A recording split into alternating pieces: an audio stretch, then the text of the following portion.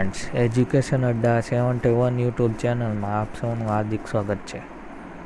આજે આપણે જે ઇન્ડિયન હિસ્ટ્રીની આપણે સિરીઝ ચાલુ કરી હતી તેનો 5મો ભાગ લઈને આવ્યા છીએ. તો આની પહેલાંના 4 ભાગ તમે લોકોએ જોઈ લીધા હશે તેવી આશા છે, અને જો ના જોયા હોય તો એકવાર જોઈ લેજો, તમને ઘણા બધા આઈડિયા ક્લિયર થઈ જશે. તો આ પાર્ટમાં આપણે 50 ક્વેશ્ચન જોવાના છીએ, બરાબર છે.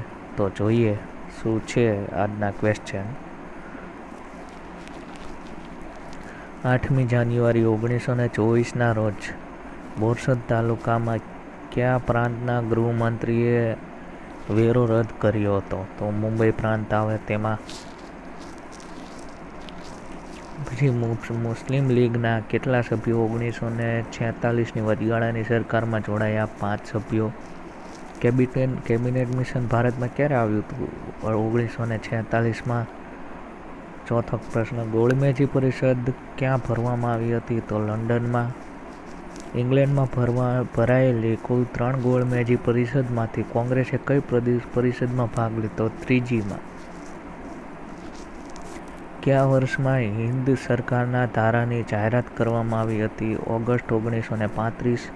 વેવેલ યોજના કઈ સાલમાં આવી હતી? 1945માં. મુંબઈમાં નાવિકોનો બળવો ક્યાંથી થયો હતો? 1946 ફેબ્રુઆરીમાં. પછી 9મો પ્રશ્ન, માર્ચ 1946માં કયું મિશન ભારતમાં આવ્યું હતું? તો કેબિનેટ મિશન.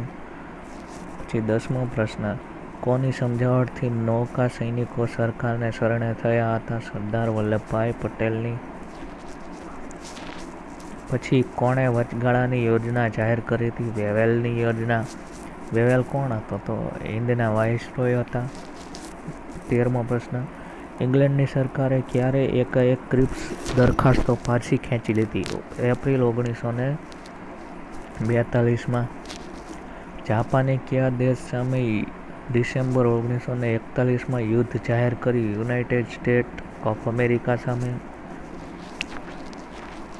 મોહનલાલ પંડ્યાને કોણે ડુંગળી ચોરનું બિરુદ આપ્યું? તો આ તો દરેકને ખબર હશે, ગાંધીજીએ. પાકિસ્તાનની માંગણીનો ઠરાવ કયા અધિવેશનમાં પસાર થયો હતો? લાહોર અધિવેશનમાં. વચગાળાની સરકારની રચના ક્યારે કરવામાં આવી હતી? સપ્ટેમ્બર 1946માં. જોઈએ નેક્સ્ટ. પછી વચગાળાની સરકારના વડાપ્રધાન કોણ હતા? તો જવાહરલાલ નહેરુ.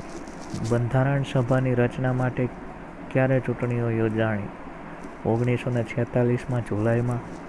પછી કોણે બંધારણ સભાનો બહિષ્કાર કર્યો? મુસ્લિમ લીગે, કારણ કે એમને અલગ પાકિસ્તાન જોતું હતું.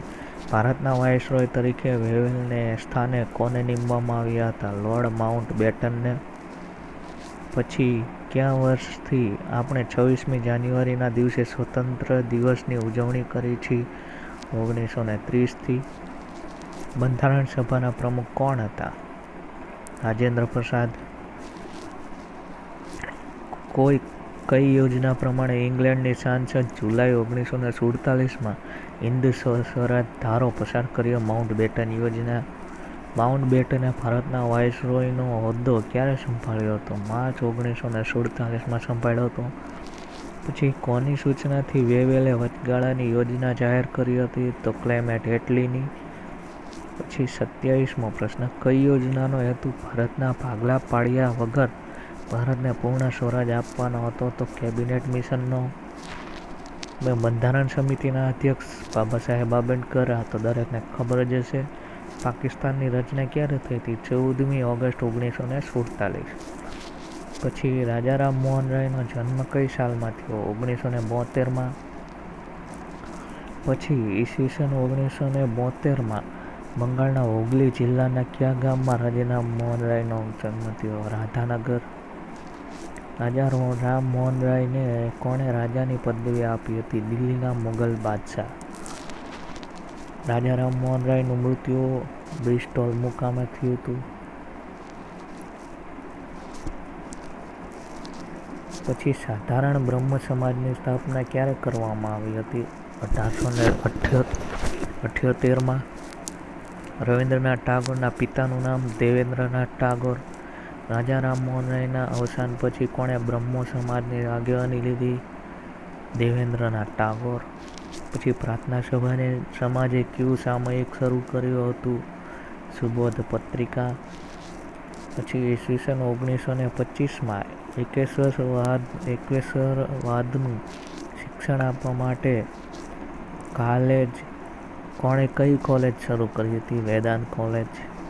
વિધવા લગ્ન મંડળ કોના પ્રયત્નોથી શરૂ થયું હતું? રમાબા રાનડેના. વિધવા લગ્ન મંડળ કયા શહેરમાં શરૂ કરવામાં આવ્યું હતું? તો મુંબઈમાં. દરેક ક્વેશ્ચન મોસ્ટ આઈએમપી છે. ડેક્કન એજ્યુકેશન સોસાયટીની સ્થાપના ક્યાં કરવામાં આવી? પૂનામાં. Most IMP. પછી કેશવચંદ્ર સેનની પ્રેરણાથી 1867માં મુંબઈમાં કોણે પ્રાર્થના સમાજની સ્થાપના કરી? આત્મારામ પાંડુરંગ. પછી દયાનંદ સરસ્વતીએ આત્મ સમાજની સ્થાપના 1875માં કયા શહેરમાં કરી હતી? તો મુંબઈમાં.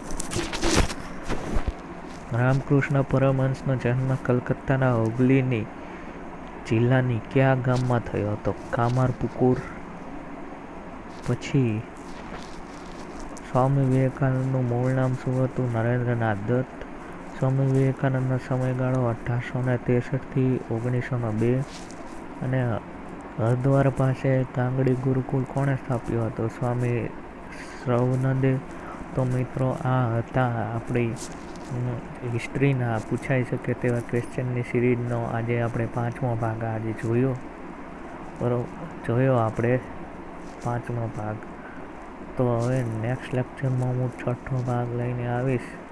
તો ત્યાં સુધી મારા દરેક ભાગ તમે જોઈ શકો છો. અને જો તમને મારું કામ ગમે ને તમને ઉપયોગી થાય એવું લાગે તો એજ્યુકેશન અડ્ડા 71 યુટ્યુબ ચેનલને સબસ્ક્રાઈબ કરી દેજો અને ટેલિગ્રામની લિંક નીચે આપેલી છે ત્યાંથી જોઈન કરી દેજો.